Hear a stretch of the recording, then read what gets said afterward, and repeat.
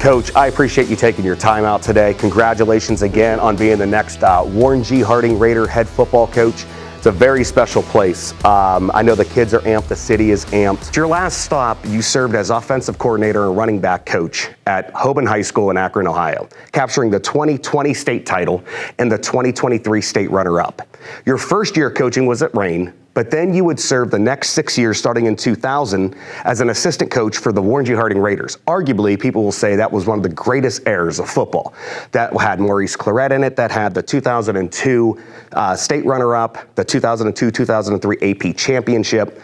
So that era of football was very special. You would go on and coach in different areas, but what does it mean to complete that full coaching circle and now be that next new Harding High School football head coach? Truly a blessing.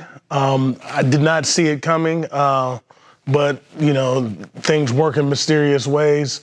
But it's a blessing and a responsibility that I take on a full head of steam. So you have undoubtedly a strong history of playoff and championship football under your football legacy. In your playing years in high school at JFK, you won the state title in 1991, the runners-up the following year. You stayed in the community playing under Jim Tressel at YSU, winning the 1997 championship. Then you started, again, your coaching at Harding, running deep in each year in the playoffs with the 2002 state championship runner-ups, the 2002-2003 AP champions, all the way to Hoban, the state championship in 2020, and then the state runners-up in 2023. So absolutely, you are bringing a wealth of strong football playoff championship runs as the new head coach of the Harding High School. So just talk about how that championship experience influenced your coaching style, and how do you instill that championship mentality back to our football program and get us back to our glory years? I've been fortunate to be around championship pedigree, starting with Tony Napolet, Jim Tressel, Tom McDaniels, Jim McQuaid, and Tim Terrell. They all have different styles. I've taken a little piece from every one of them. And I know it's more about everybody than me. It just can't be me. Everywhere I've been, it's been the head coach following his plan, the community, and also the school system. Right. So talk to us a little bit about, like, just for people out there that don't know, you did go to Warren JFK and you had a championship run back then. Talk to us about a little bit about your high school days. My high school days, I was fortunate enough to play for Tony Napolet, 7th through 12th grade.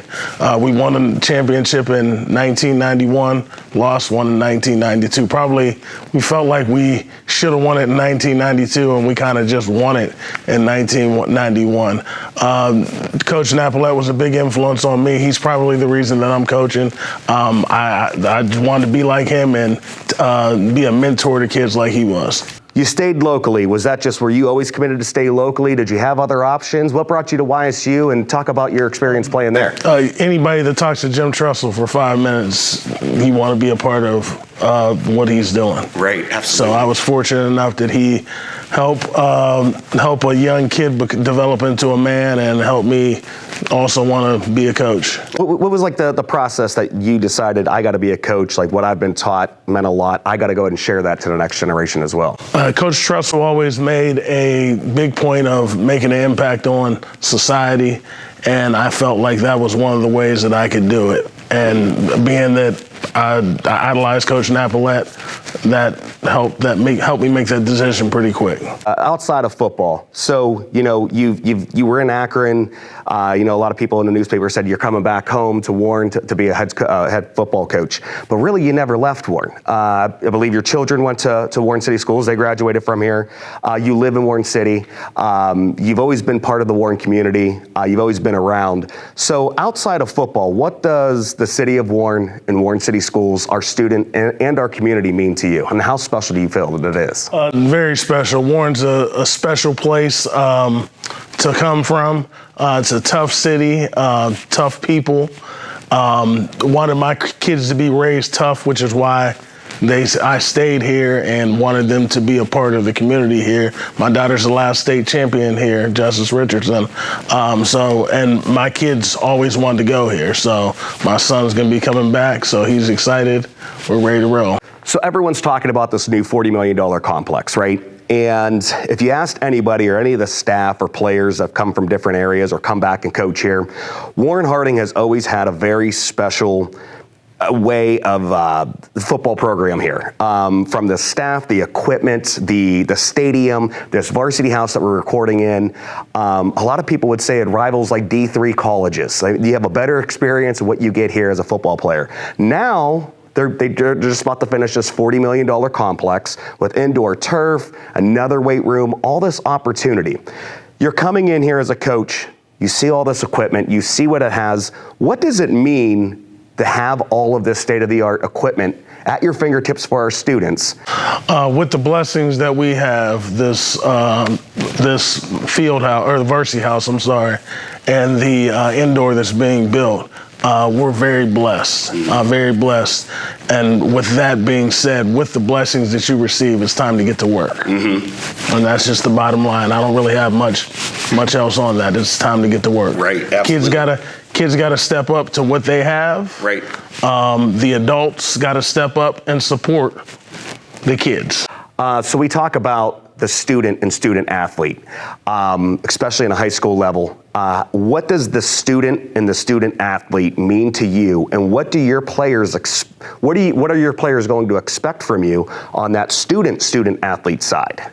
No different than on the field. I expect their best. They're going to not play football longer than they are going to play football, so the academic side is going to set them up for the future. So just as important. Once I'm here full time, we'll have more, but for the fourth quarter, we're going to start our study table sessions 2 days a week, as well as built in with our strength and conditioning, just to make sure the kids are getting the help that they need. We'll have teachers tutoring and things like that, just to give the kids all the support they need. So lastly, Coach, community involvement and support is truly one of the core reasons why so many of the successful Ohio teams are great. I'd like to read a quote you recently said in the paper. Let me grab it real quick. You wrote this and I loved it here. It says, when the administration, the community, and the players are united, doing something as one, Harding is the premier program in the Mahoning Valley and one of the premier programs in the state. For the community, the expectation is raised. We can't compare ourselves to Massillon if Massillon has 10,000 in the stands and we have 100. We all have to raise our level to make a successful football program and student athletes. So, take this time and really talk to our community and express more of what you really meant by that, because it is, you look at all the other schools that are very successful. And at one time, I remember the stands being packed. I remember you had to, go to a gridiron meeting, you had to stand in line. You would have everyone around. It was a huge ordeal. The football banquet would be packed. The community was really involved. But they always say the golden saying is, with any sport, you get more support when a team's more successful. At the same time, you look at places like Massillon, you look at these other places that really never went backwards. The community is really involved. The restaurants are involved with their kids. The other stuff, the community is involved with their kids. The team moms are involved with their kids. That's what makes a championship team. And in Warren, we have great restaurants that support our kids, and no disrespect to the ones that show up. I mean, there is a good 600-700 people in those stands every week to really showcase their love for the Warren G. Harding Raiders. But we need to get back to that strong community commitment. What do you feel? Just take this time. Just talk to the community. Explain more about how we all need to raise on that level. Well, I would say that, that starts with me. I got to raise the standard for the kids. The kids are working their butts off. They've been working their butts off since the day I started. The community is going to have to step up. I stand by that. Everywhere I've been, it's been a three-headed monster: community, school system, administration, and the players. Mm-hmm. Okay, and that's I went to the game. I went to the basketball game last night. There was a lot of people that made the trip down to Massillon to support the kids. And the kids fought their butts off. They came back. They were down. They fought their way back. Ended up losing by 1. I don't think they would have made that comeback without those people in those stands. Those people in those stands, the hundreds that there were, cheered their butts off for those kids, and those kids fought their butts off, and that's what it's supposed to be about. Those kids are supposed to learn to fight their butts off, win or lose. But this city of Warren, we're supposed to have these kids' backs. Then it's time to get back to that. COVID hurt it a little bit because, you kind of lost that feeling of being able to support. But, that time period's over. It's time to get back to what this place is supposed to be like. Again, it comes down to it, the community, the administration, the school system, and the student athlete and the coaches all need to work together, and we will get back to that promised land. I really do feel there's a bright future here. There's a great opportunity with all the new buildings. The city is hopping right now, and it's always sold out downtown. The community is just thriving right now. I think it's a great time that you're going to come in here, make some changes that need to be done, and get back to our glory days. Other than that, guys, I'm Brandon Giovanni with WGHfootball.com. And in about a month, we're going to be revamping the WGHfootball.com website. You're going to start seeing a lot more details on there about the coaches, the administration, the players, rosters, our history.